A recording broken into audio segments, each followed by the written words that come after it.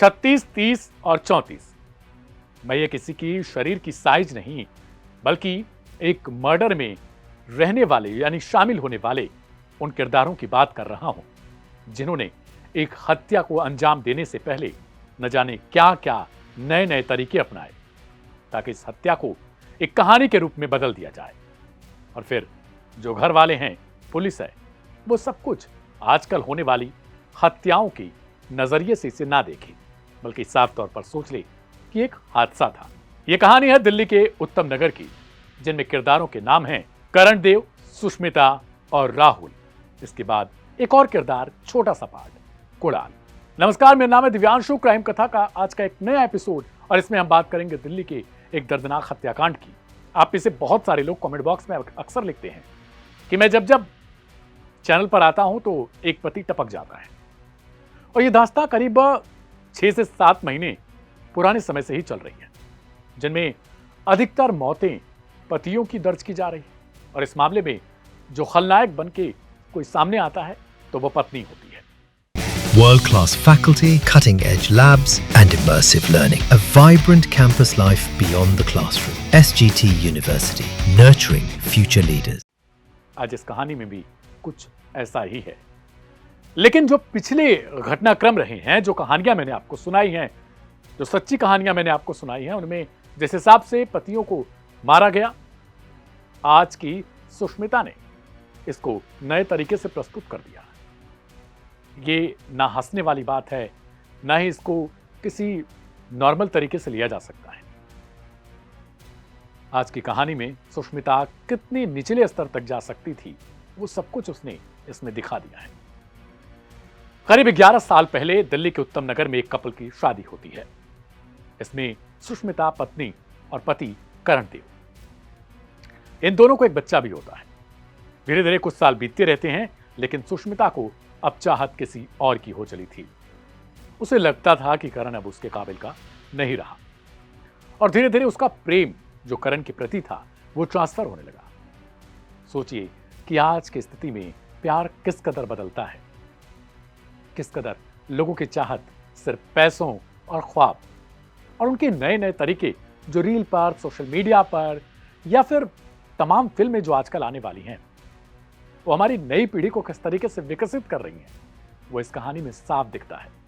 30 साल का राहुल, जो करण का चचेरा भाई लगता था, उसकी मुलाकात जैसे ही अपनी भाभी के साथ होती है, उसकी चाहत बढ़ जाती है। जो कि आजकल की फिल्में, आजकल की रील और आजकल का मॉडर्न जो जमाना कथित कहा जाता है, इसको लेकर ना सरकारों की चिंता है, ना हमारे तथाकथित नेताओं को।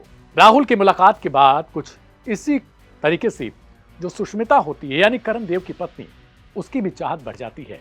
अब वो झुकाव उसका होने लगा था राहुल के प्रति। ना वो अपने बच्चे का ख्याल करती है और ना ही अपने पति का, क्योंकि अब उसे लगने लगा था तो सिर्फ यही कि जो राहुल है वो जिम जाता है, बॉडी अच्छी खासी है, उसकी शेप जो बॉडी का है वो बहुत बढ़िया है, दिखने में गुड लुकिंग है, और वगैरह वगैरह जो भी चीज़ें कि पति को मार कर मैं उसके हिस्से पर कब्जा कर लूंगी, राहुल के साथ रहूंगी, राहुल दिखने में बहुत हैंडसम है, और फिर एक नए तरीके से जीवन यापन शुरू होगा।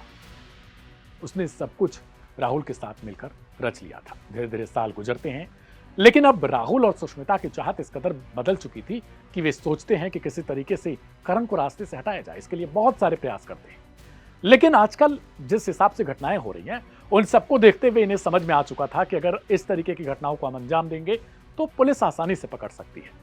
लेकिन ये शायद भूल चुके थे कि क्राइम तो क्राइम होता है और किसी झूठ को छिपाया नहीं जा सकता। आप जितना उसे टालने की कोशिश करेंगे, वो उतना ही तेजी से प्रेशर बनाएगा और सामने आएगा। आपने जो किया है उसका फल आपको मिलेगा। 12 जुलाई की देर रात सुष्मिता राहुल से पहले बातचीत करके एक चैट, यानी इलेक्ट्रॉनिक दस्तावेज आप उसको कह सकते हैं, वो इस हत्याकांड को दिखाने लगा कि 12 जुलाई की देर रात आखिरकार क्या कुछ हुआ था। 13 जुलाई की सुबह सुबह सुष्मिता रो रही थी। पूरा परिवार इकट्ठा होकर रो रहा है। सब लोग सोच रहे हैं कि आखिर करण को तो कुछ हुआ नहीं था, लेकिन अचानक से वो कैसे चला गया। इसके लिए खुद सुष्मिता अपने मरे हुए पति की बॉडी लेकर और उसके साथ राहुल, जो कथित तौर पर देवर है, वो लेकर हॉस्पिटल पहुंचते हैं। परिवार के कुछ और लोग रहते हैं, उसमें कुणाल नाम का सगा भाई करण का, वो भी शामिल था। वो भी हॉस्पिटल पहुंचता है, लेकिन उसके दिमाग में न जाने क्यों ऐसा चलने लगा था कि जैसे वो सुष्मिता को ही कातिल समझ रहा था। उसकी नजरें अब तीखी हो रही थी और बार बार किसी की तरफ इशारा कर रही थी, तो उसके दिमाग में एक शंका पनप रही थी, वो उसकी भाभी को लेकर। वो अपने घर में भी बताता है कि मुझे लगता है कि मेरे भाई की हत्या किसी ने अगर की है तो वो खुद भाभी है। परिवार वाले आश्चर्यचकित हो जाते हैं। इसके लिए कुणाल ने कहा कि जो परिवार के लोग हैं वो थोड़े समय का इंतजार कर लें, कुछ न कुछ जरूर आएगा। उसने किसी तरीके से जो राहुल है, जो कथित तौर पर चचेरा देवर है, उसके फोन को हथिया लिया। फोन में तमाम सोशल मीडिया उसके खंगाल रहा था। किसी तरीके से उसने पासवर्ड का भी इंतजाम या जो भी किया, लेकिन जो खबर है उसके मुताबिक उसने उसके मोबाइल के इंस्टाग्राम को खोला और वहां पर जाकर देखता है अपनी भाभी के साथ हुए चैट्स को। 90 चैट हुए थे और इस 90 चैट में ही हत्या की पूरी साजिश थी। दरअसल 12 जुलाई की देर रात इन सब घटनाक्रम से पहले दही में नींद की गोलियां ओवरडोज करके पत्नी करण को देती है। सुष्मिता जब थक जाती है, 15 से 20 गोलियां देने के बावजूद करण को कुछ नहीं होता, तब वो इंस्टाग्राम चैट पर अपने चचेरे देवर को मैसेज करती है कि प्लीज तुम भी आ जाओ, ये मर नहीं रहा है, ना सो रहा है, ना इसे नींद आ रही है, मैं करूं तो क्या करूं। राहुल कहता है कि किसी तरीके से उसे करंट दो। वो कहती है करंट मैं नहीं दे पाऊंगी और हो सकता है कि मुझे ना लग जाएगी। इसके लिए वो कहती है कि प्लीज तुम ही आ जाओ ना, तो हम आसानी से कर लेंगे। राहुल रात में आता है, करण के कमरे में एंटर करता है और इसे दोनों मिलकर करंट का इतना बड़ा झटका देते हैं कि वो चीखते चिल्लाते खत्म हो जाता है। सुबह की शुरुआत होती है रोने धोने से। वहां कातिल खुद बैठी है अपनी पति की अर्थी के पास और फिर लेकर तुरंत आनंद फानंद में हॉस्पिटल जाया जाता है। अस्पताल में डॉक्टर देखते हैं और उसके बाद तुरंत मृत घोषित कर देते हैं। अब सवाल यह खड़ा हो रहा था कि वहां रोने वाले तो सब हैं, लेकिन यह हत्या हुई कैसे? क्या यह नेचुरल डेथ थी? डॉक्टर बिना पोस्टमार्टम के कुछ कह भी नहीं पाते। वो कहते हैं कि पोस्टमार्टम कराया जाएगा, लेकिन वहां सुष्मिता, राहुल दोनों सोचते हैं कि अगर पोस्टमार्टम हुआ तो इसमें हमारा खेल खुल जाएगा, क्योंकि पुलिस हत्या के एंगल से जांच करेगी। इधर कुणाल ने किसी तरीके से मोबाइल डेटा निकाल लिया था और पुलिस को इंफॉर्मेशन भेज दी थी। अस्पताल में ही पुलिस वाले आते हैं और राहुल को भी लेकर जाते हैं, सुष्मिता को भी लेकर जाते हैं और इन दोनों से पूछताछ होती है। आखिरकार सुष्मिता ने अपने परिवार वालों के सामने ही अपनी हत्या की बातें कबूल कर ली और उसने बता दिया कि हत्या क्यों की थी। सुनवाते हैं आपको पुलिस की तरफ से क्या कुछ कहा गया। पूरा क्या था? 13 जुलाई को माता रूप रानी मग्गो हॉस्पिटल से पुलिस स्टेशन को एक इन्फॉर्मेशन आती है कि एक व्यक्ति जिसको ब्रॉड डेड लाया गया है, इसके घर वाले कह रहे हैं कि इलेक्ट्रोक्यूशन से इसकी डेथ हुई है। इमीडिएटली पुलिस स्टेशन की टीम पहुंचती है और उसके बाद बिकॉज ऑफ अननेचुरल डेथ हमने उसका पोस्टमार्टम डीडीयू में जाके करवाया। इस बीच में उनके फैमिली मेंबर्स सभी लोग कह रहे थे कि इसका पोस्टमार्टम वेव ऑफ कर दिया जाए, ना कराया जाए, बट अननेचुरल डेथ के चलते हमारे ऑफिसर्स ने इस चीज को मना किया और पोस्टमार्टम कराया। पीएम रिपोर्ट अवेटेड थी। Same time with in 2 days कुछ ऐसे फैक्ट्स डेवलप हुए। जो हमारा डिसीज्ड है करण देव, उसका भाई जो है उसको कुछ ऐसी इन्फॉर्मेशन मिली जिसके बेसिस पे ये शक हुआ कि ये एक तरह से इलेक्ट्रोक्यूशन ना होके इसका मर्डर किया गया है। पुलिस स्टेशन के पास आके एसएचओ के पास इन्फॉर्मेशन शेयर करी और इमीडिएटली कोई देरी ना करते हुए पुलिस ने केस दर्ज किया। इस केस में जो डिसीज्ड है उसकी वाइफ सुष्मिता और जो डिसीज्ड है उसके चाचा का लड़का, इन दोनों के बीच में चैट हो रखी थी और जिसमें कुछ ऐसे फैक्ट्स थे जिसमें इलेक्ट्रोक्यूशन की बात करी जा रही है, जिसमें नींद की दवाएं देने की बात करी जा रही है। ये सारे फैक्ट्स आए थे।